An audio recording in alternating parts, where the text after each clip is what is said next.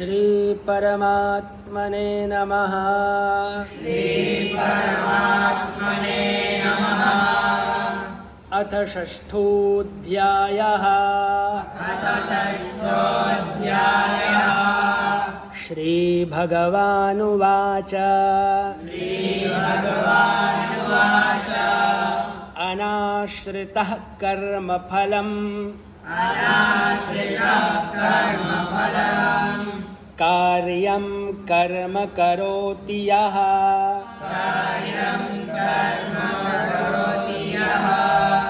स सन्न्यासी च योगी च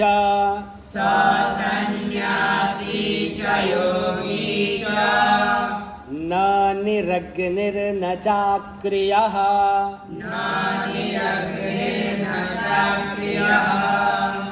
यं सन्न्यासमिति प्राहुर्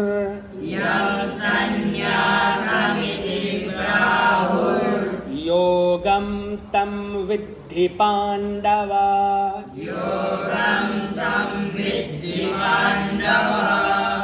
नश्य सन्न्यस्तसङ्कल्पो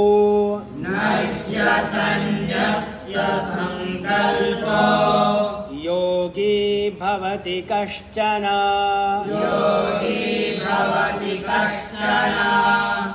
आरुरुक्षोर्मुनेर्योगम्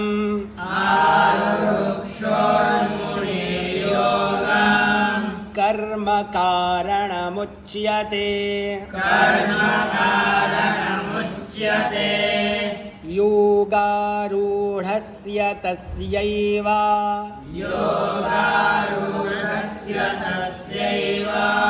शमः कारणमुच्यते। यदा हिनेन्द्रियार्थेषु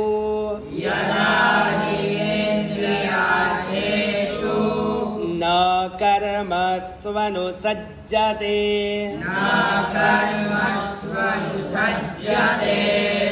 सर्वसंकल्पसन्न्यासी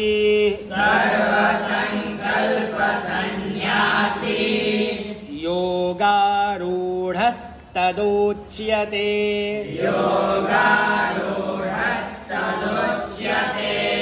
उद्धरेदात्मनात्मानं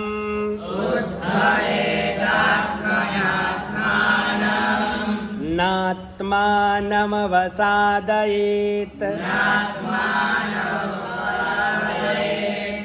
आत्मैव ह्यात्मनो बन्धो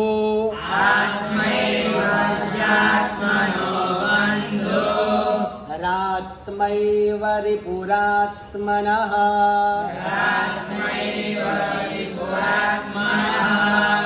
बन्धुरात्मात्मनस्तस्य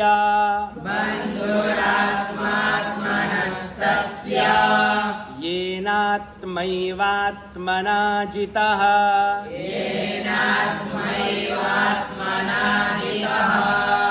अनात्मनस्तु शत्रुत्वे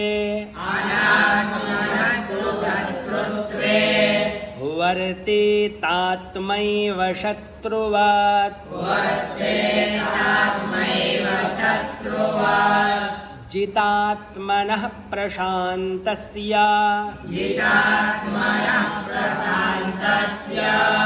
परमात्मा समाहितः।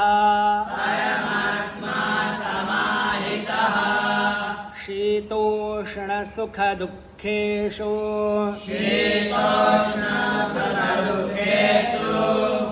तथा मानापमानयोः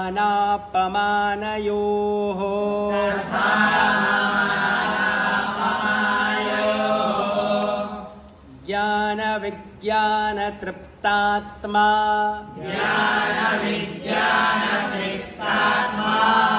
कूटस्थो विजितेन्द्रियः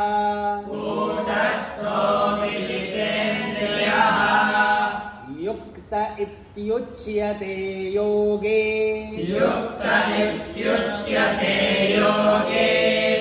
समलोष्टाश्मकाञ्चनः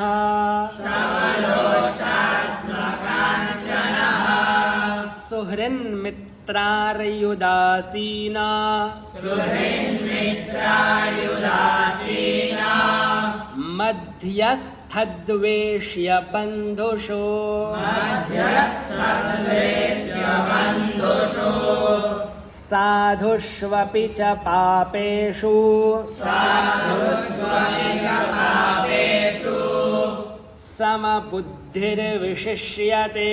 समबुद्धिर्विशिष्यते योगी युञ्जीत सतता योगी युञ्जीत सतता मात्मानं रहसि स्थितः आत्मानं रहसि स्थितः एकाकीयत चित्तात्मा एकाकीयत चित्तात्मा निराशीरपरिग्रहः निराशीरपरिग्रहः शुचौ देशे प्रतिष्ठाप्य शुचौ देशे प्रतिष्ठाप्य स्थिरमासनमात्मनः स्थिरमासनमात्मनः नात्युच्छ्रितं नातिनीचं नात्युच्छ्रितं नातिनीचं चैलाजिनकुशोत्तरम् चैलाजिनकुशोत्तरम् तत्रैकाग्रं मनः कृत्वा तत्रैकाग्रं मनः कृत्वा यतचित्तेन्द्रियक्रियः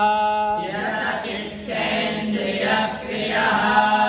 उपविश्यासने युञ्ज्याद् उपविश्यासने युञ्ज्यात् योगमात्मविशुद्धये योगमात्मविशुद्धये समं कायशिरोग्रीवम् समं कायशिरोग्रीवम् धारयन्नचलं स्थिरः धारयन्नचलं स्थिरः सम्प्रेक्ष्य नासिकाग्रं स्वम्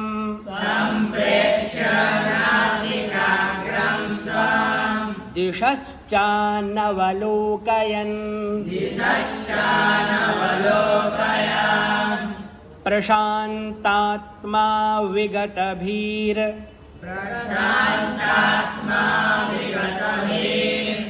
ब्रह्मचारी व्रते स्थितः ब्रह्मचारी व्रते स्थितः मनः संयम्य मच्चित्तो मनः संयम्य मच्चित्तो युक्त आसीत मत्परः युक्त आसीत मत्परः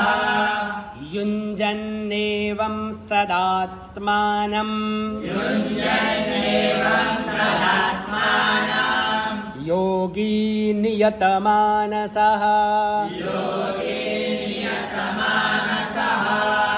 शान्तिं निर्वाणपरमां शान्तिं निर्वाणपरमां मत्संस्थामधिगच्छति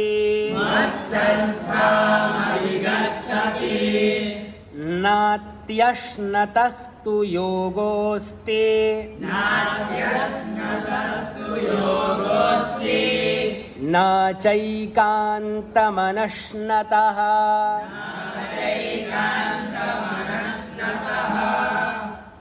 न चातिस्वप्नशीलस्य न चाति स्वप्नशीलस्य जाग्रतो नैव चार्जुन जाग्रतो नैव चार्जुन युक्ताहारविहारस्य युक्ताहारविहारस्य युक्तचेष्टस्य कर्मसु युक्तचेष्टस्य कर्मसु युक्तस्वप्नावबोधस्य युक्तस्वप्नावबोधस्य योगो भवति दुःखः योगो भवति दुःखः यदा विनियतं चित्त यदा विनियतं चित्त मात्मन्येवावतिष्ठते निःस्पृहः सर्वकामेभ्यो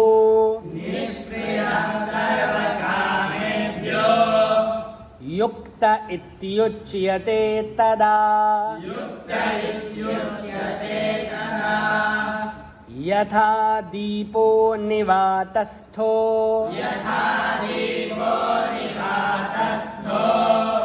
नेङ्गते सोपमा स्मृता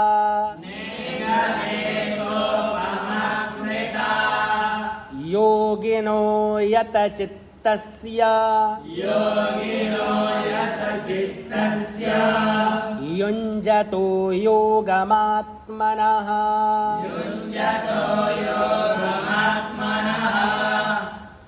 यत्रो परमते चित्तम् निरुद्धं योगसेवया यत्र चैवात्मनात्मानं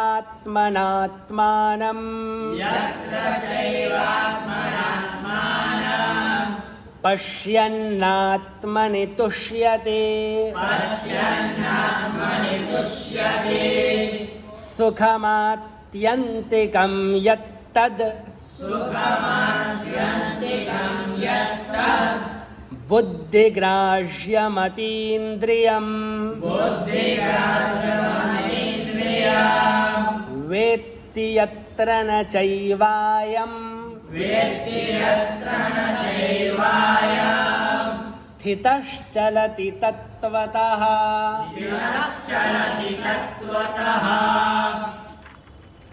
यं लब्ध्वा चापरं लाभम्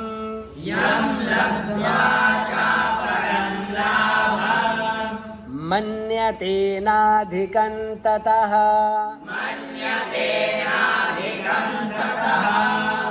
यस्मिन् स्थितो न दुःखेन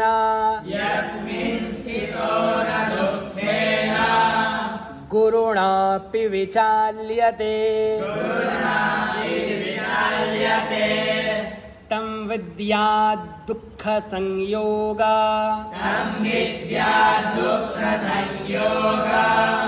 वियोगं योगसंज्ञितम् स निश्चयेन योक्तव्यो योगो निर्विण्णचेतसा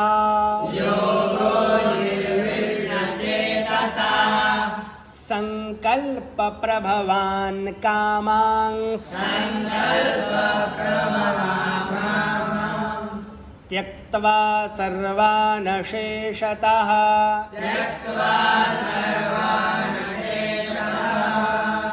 मनसैवेन्द्रियग्रामम् विनियम्य समन्ततः शनैः शनैरुपरमेद् बुद्ध्या धृतिगृहीतया आत्मसंस्थं मनः कृत्वा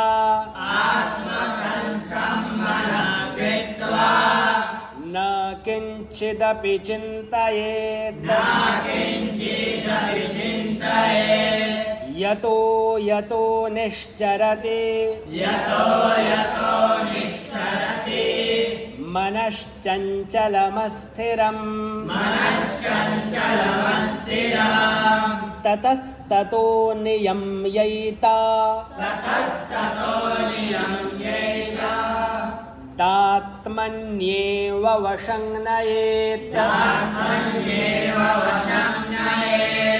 प्रशान्तमनसं ह्येनं योगिनं सुखमुत्तमम्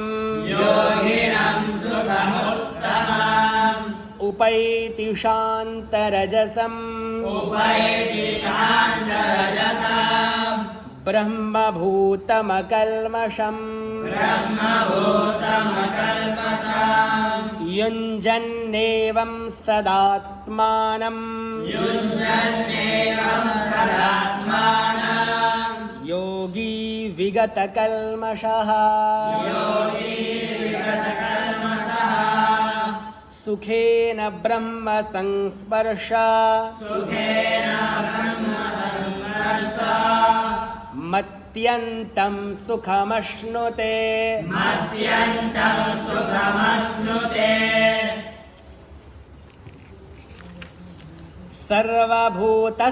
सर्वभूतस्थमात्मानं सर्वभूतस्थमात्मानं सर्वभूतानि चात्मने सर्वभूतानि चात्मने ईक्षते योगयुक्तात्मा ईक्षते योगयुक्तात्मा सर्वत्र समदर्शनः सर्वत्र समदर्शनः यो मां पश्यति सर्वत्र यो मां पश्यति सर्वत्र सर्वं च मयि पश्यति सर्वं च मयि पश्यति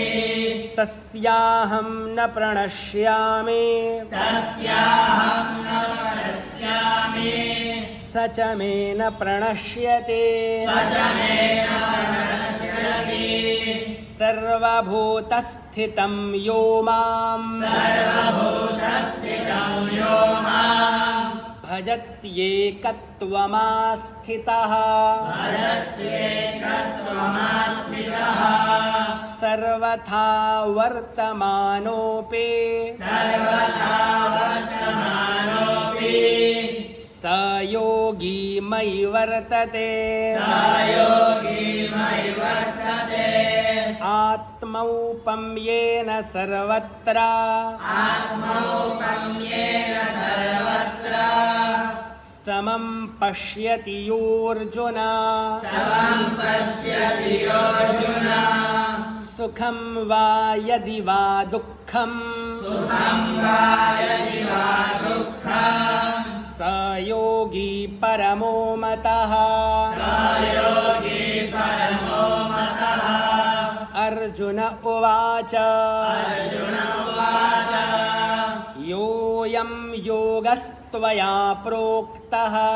योऽयं योगस्त्वया प्रोक्तः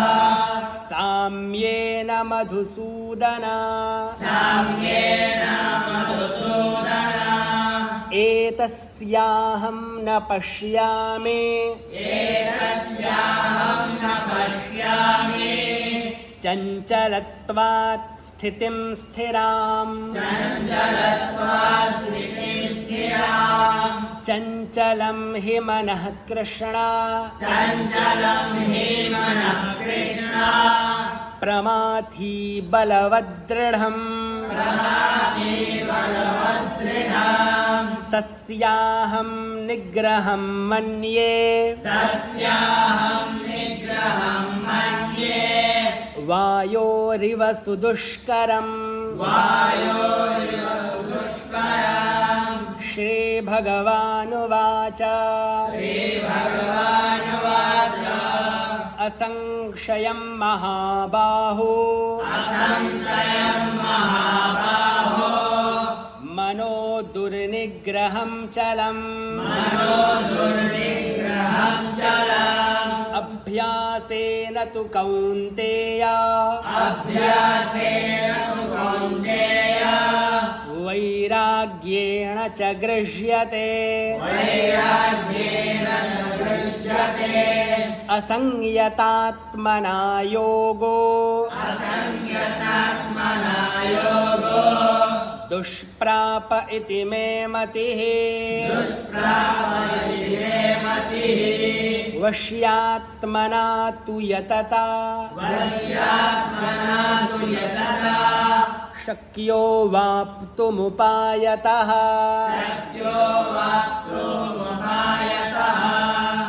अर्जुन उवाच अर्जुन उवाच अयतिः श्रद्धयोपेतो अयति श्रद्धयोपेतो योगाच्च योगाच्चलितमानसः अप्राप्य योगसंसिद्धिम्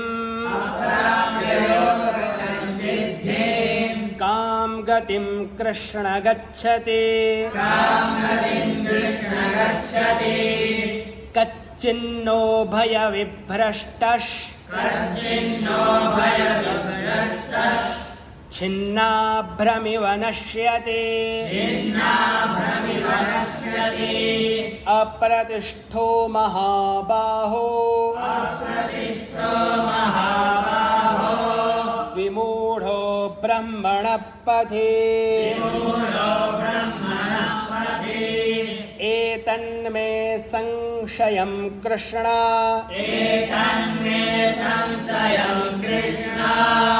छेत्तुमर्हस्य शेषतः त्वदन्यः संशयस्यास्य छेत्ता नह्युपपद्यते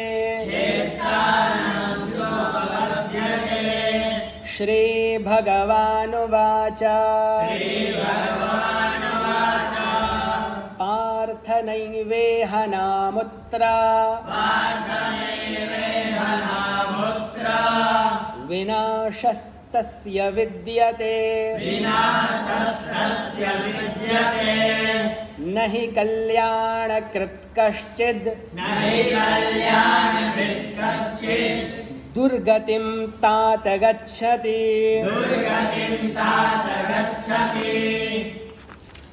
प्राप्य पुण्यकृतां लोका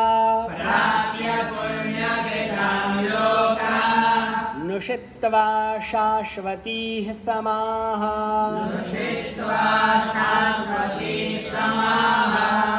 शुचीनां श्रीमतां गेहे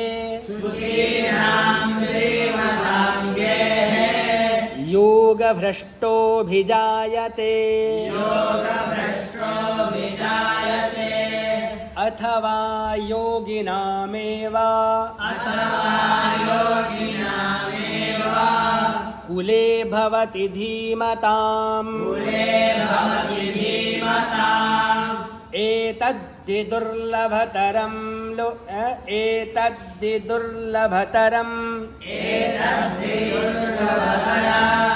लोके जन्म यदीदृशम् तत्र तं बुद्धिसंयोगम् लभते पौर्वदेहिकम् यतते च ततो भूयः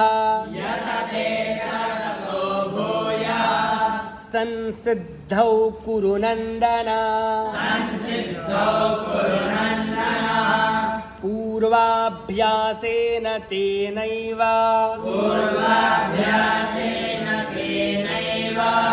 ह्रियते ह्यवशोऽपि सः जिज्ञासुरपि योगस्य शब्दब्रह्माति वर्तते प्रयत्नाद्यतमानस्तु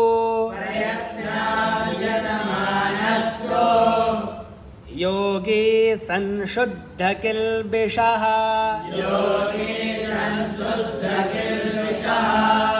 अनेकजन्म संसिद्धः ततो याति परां गतिम् तपस्विभ्योऽधिको योगे ज्ञानिभ्योऽपि मतोऽधिकः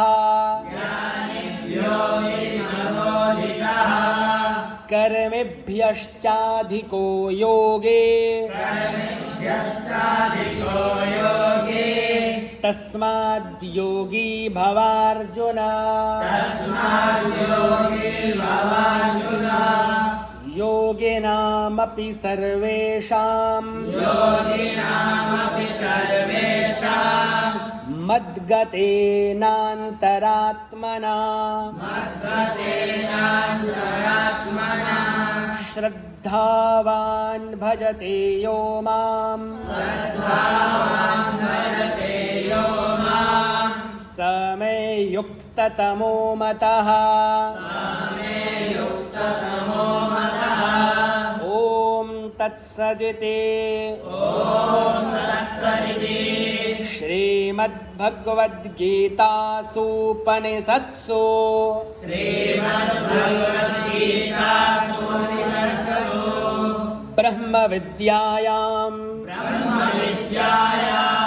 योगशास्त्रे योगशास्त्रे